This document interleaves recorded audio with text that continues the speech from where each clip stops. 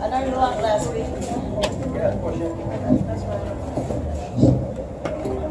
Yeah, I didn't practice with the mic or anything last week.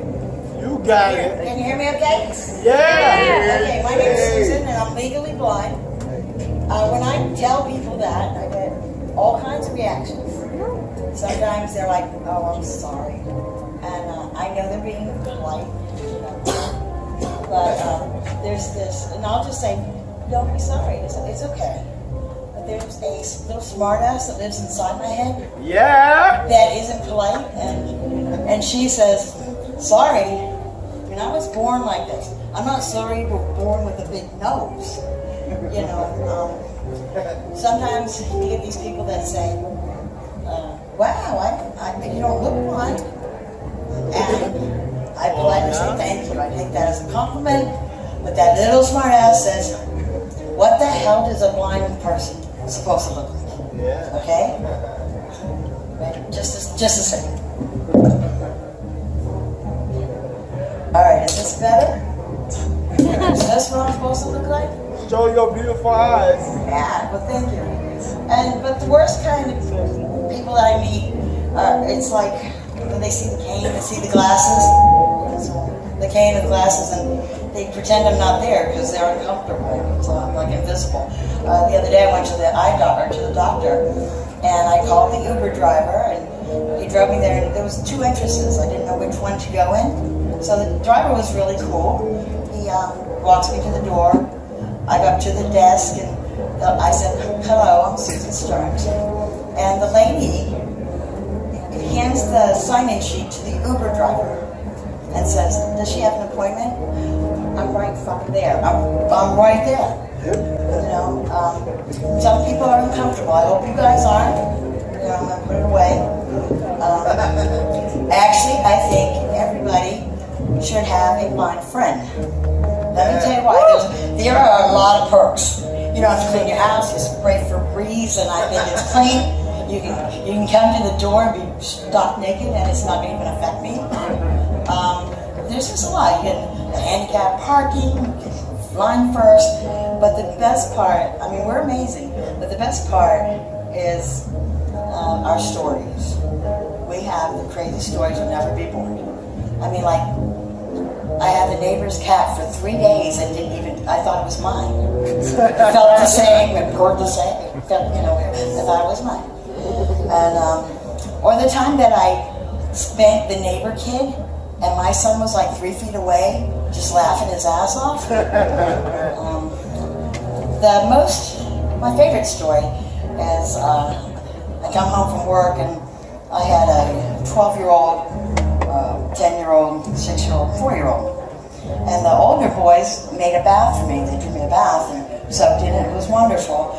The next morning I go to the store, the grocery store, and I take the 6-year-old in one hand, the 4-year-old in the other, and we walk to the store. We get to the entrance and they're pulling me back. And they said, Mom, we can't go in there. And I'm like, why? So I look down at the 6-year-old, I'm like, why? And he says, real fast, he said, because you're purple. And I was like, what? What? And the little 4-year-old was a daughter, and she said, no, Andrew, Mom's not purple, she's violet. And I was like, what? When I got home, and the guy behind me, he heard this, and he goes, yes, ma'am, you're violet. When I got home, I was so pissed. The older boys had put grape Kool-Aid in my bathwater the night before, and I was purple, no, violet. And that shit stings really bad. I think I still have places that are still purple. The most embarrassing story I have is it was at the beach.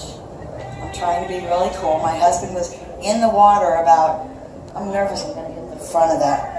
But my husband was like about maybe 6 feet from me, and I could hear him. I was focused on him, and I decided to be really sexy. And I get up, and I start walking to him, you know, wiggling my ass and everything. And I get close enough, and I jump on him. I wrap my legs around him, my arms around him in the water, and he was close enough to my vision. It wasn't my husband. I just like let go of my legs, my arms. I let go, fell in the water. I didn't want to come back up. You know, on the way home, I'm so mad at my husband. I'm like, why? I couldn't get too mad though because I said, why didn't you stop me? Why didn't you say something? And he goes, honey, you look so beautiful and sexy walking up there. And then, when you jumped, he goes, I started laughing so hard I couldn't say anything. So that's the most embarrassing story. Anyway, I'm going to just give you one more, because I'm not really good with this timing thing. And this one really is before I was blind. I could still drive. I didn't start affecting my life till I was like 27 and I couldn't drive anymore. And I was driving a van down the road and I hit a guy on a bicycle. And he smacked the windshield. And I hear under the van, I hear boom, boom, boom, boom. Instantly, I'm thinking, I gotta press the gas. I gotta take off. I just killed somebody. You know, I was gonna like run. But his logic kicked in. I got out of the van. It was his bike that was underneath the van. He was over about 3 feet away, not moving, laying there, his eyes closed. So I go in the van, I get a blanket out the back of the van, I walk over to him, and I put it on, and I'm scared. I touch his knee, and I said, Lord, please don't let this man die.